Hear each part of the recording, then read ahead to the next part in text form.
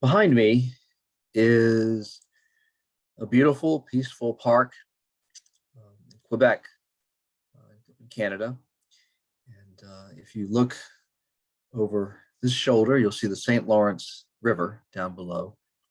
Um, it's a beautiful pastoral area. It's called the Plains of Abraham. And in 1759, this peaceful park was the scene of one of the most important and consequential battles in certainly the history of North America. I would say one of the most consequential in the history of Europe. It was the Battle of Quebec, fought between French General Montcalm and a young British general, James Wolfe, both of whom, by the way, would perish, be mortally wounded here. But I'll get to this story in a bit. What I'm going to talk about now are the wars between the French and the English that took place between 1689 and 1763. There's this whole cycle of frequent colonial wars between those two powers and others as well. There is a war I'm not going to get into with between the British and the Spanish, with the unlikely name of the War of Jenkins' Ear. That'll have to be for another time. Let me go ahead and share the screen with you, and let's get started on this. So, okay. All right. So here are the terms.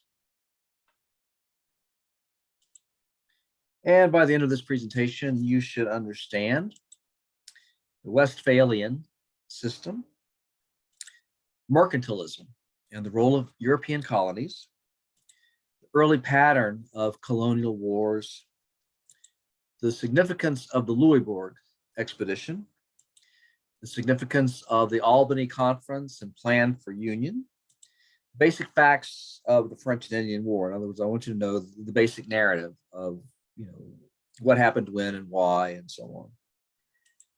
William Pitt's winning strategy. And then finally, the significance of the colonial wars. What do we know once we know these wars occurred? What's the so what factor? Why did they matter in the end? Okay. Let's start with this Westphalian settlement. This was a general settlement of issues arising from the 30 Years' War that took place between 1618 and 1648, that resulted in the devastation of Central Europe and the deaths of as many as 8 million people, and just required just a major diplomatic effort to just sort of kind of to restore order, to make sense of things. And it's called the Westphalian Settlement because the central treaty involved is the Treaty of Westphalia, but there's actually a number of others that are involved with this thing. But the operative point is we're going to call this the Westphalian Settlement. And what it did, among other things, was it set a precedent for international conferences as the basis for peace settlements, future peace settlements. For example, the Treaty of Versailles in 1919. And one of the premises, or one of the features of the Westphalian settlement was that everyone accepted the principle of quis regio, ius religio. Whose realm, whose religion? And you're like, well, why should I care? Well, the reason is the 30 Years' War had been one of a cycle of religious wars in which countries that followed one form of Christianity fought other countries that had a different form of Christianity in order to impose a certain kind of Christianity upon them. So Protestants are fighting against Catholic countries to impose Protestantism on that country, and vice versa. This, what this principle was designed to do was to remove religion from the realm of things that could cause war, because the idea was, hey, if that country's monarch is Catholic and he wants that country to be Catholic, then it's going to be Catholic. And if that monarch is Protestant, he wants his country to be Protestant, it's going to be Protestant. And you might wonder, well, why don't they just let people, believe whatever they want to believe? Well, back in the day, the idea was that the moral order had to be underpinned by something, and it had to be underpinned by religious faith, and it mattered a great deal exactly what religious faith was there. There's none of this kind of pluralism that we take as the norm nowadays. So it was literally considered to be a matter of life or death as to the form of religion, the established religion within a given country. So this actually removed a very serious source of ideological struggle from the scene. Now, having said that, I can tell you right now that when the Puritan English, who were Protestant, went to war against the Catholic French, now, even though the motives for war and so forth didn't have anything to do overtly with religion, there was a sense of a kind of religious crusade involved. So religious feeling did not vanish from the scene entirely by any means. Next is the principle of sovereignty. The idea was whatever goes on within the borders of another country, that's their business.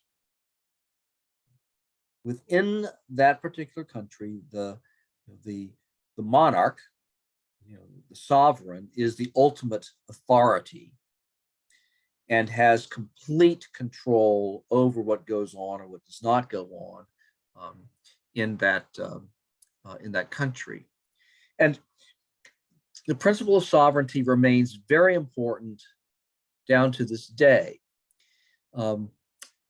As I record this lecture, it appears probable that Russia will invade Ukraine, and that would mean the violation of Ukrainian sovereignty, and that is a matter of real consequence the world over, because just one of the foundational principles of the world order, of how things work, is respecting the sovereignty of another country.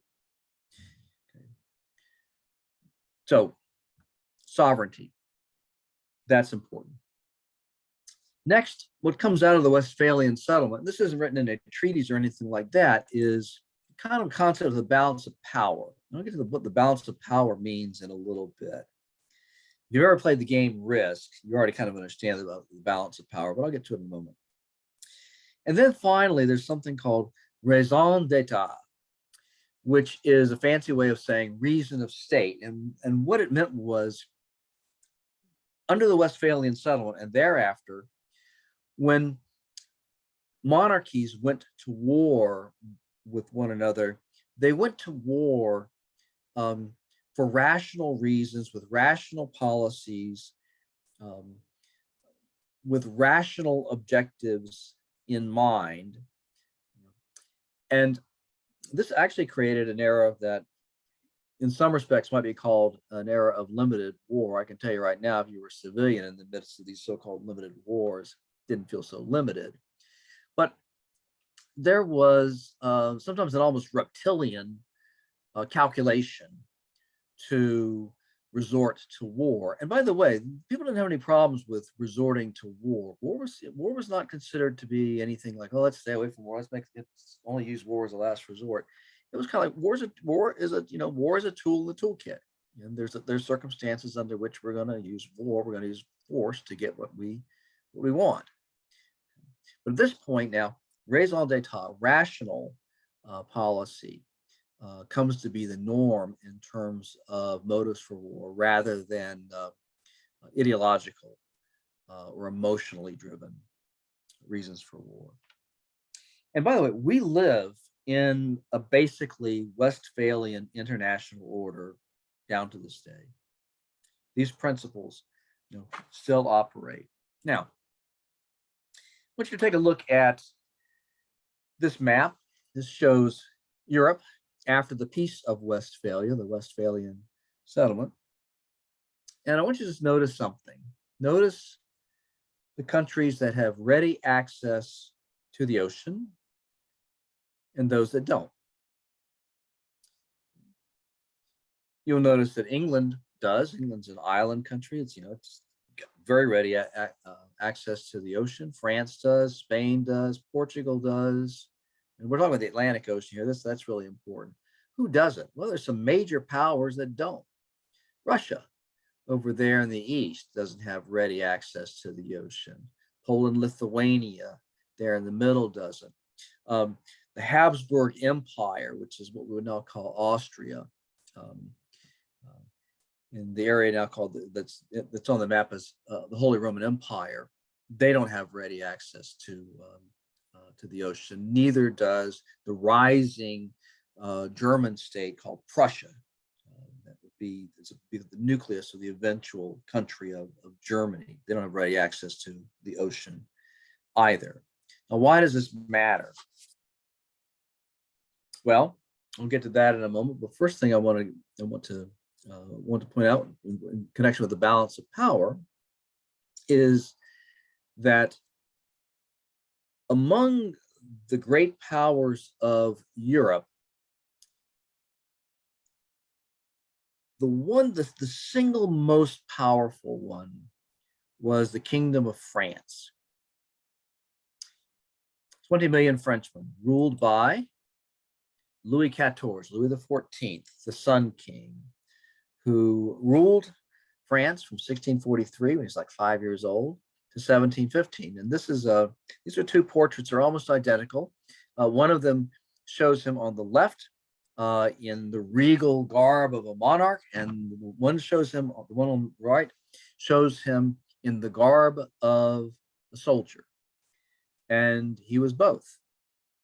He was both the monarch, and he was also the commander-in-chief of the Kingdom of France. And Louis XIV, Louis XIV, throughout his reign, saw the policies that he was trying to pursue as being defensive in nature. But the way that they came across to other powers was it came across as aggressive. And so other powers would cooperate to try to restrain France, to prevent France from creating a preponderance of power. So to balance off French power, England, Prussia, Russia, Austria, Spain, different times, different places, different reasons, these powers would all try to contain France. They ally with France too. I mean, it's not a simple kind of a thing. But France is an 800-pound gorilla in this whole thing. And France is one of those countries. I'll go back right quick. France is one of those countries that's got ready access to the ocean. Okay, now let's move on to why that matters. Oh, by the way, Palace of Versailles. Isn't that great? Still there today. You can go visit it. That I put there just to give you an idea of the grandeur of the Kingdom of France. It's just this, this evocation of French power. It's quite consciously done that way. That's where Louis XIV built that. That's where he lived. That's where all the kings of France lived on down to the beginnings of the French Revolution. Okay, now,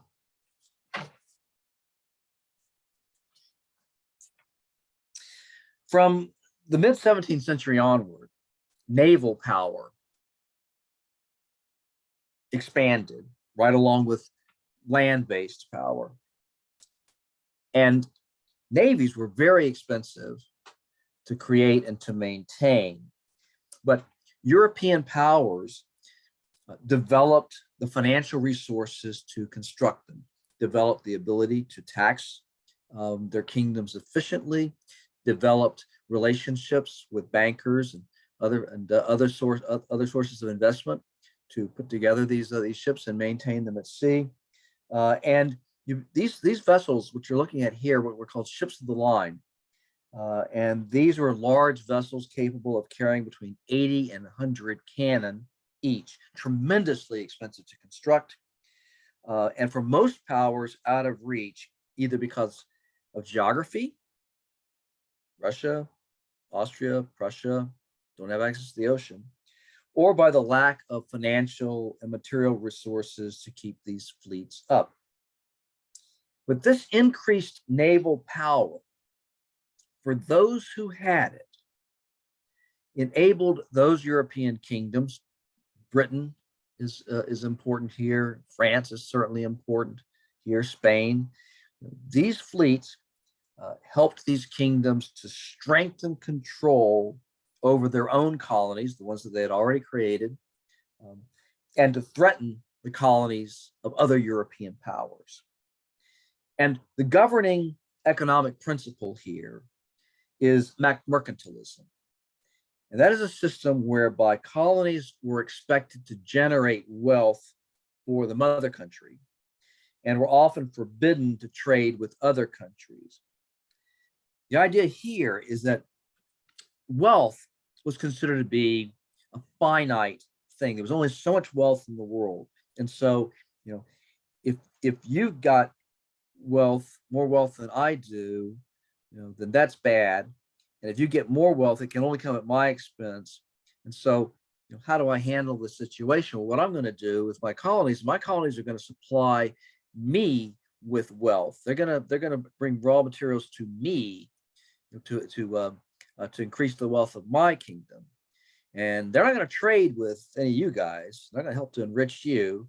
And you're not going to get to sell them stuff because the mother country is going to sell them stuff to maintain a prosperous, wealthy society. And my colonies are going to bring me raw materials, and then I, in the mother country, will turn them into finished goods, and then I will transship them on to other countries. The whole idea is this is a system that is designed to benefit the mother country, and it is designed to have the colonies dependent upon the mother country economically as well as militarily. And I can tell you right now that many colonies resented the distant rule of the mother country and the way in which they shackled this kind of economic activity. And this would ultimately be a major reason the English colonies in North America revolted and became the United States of America in 1775, 1783.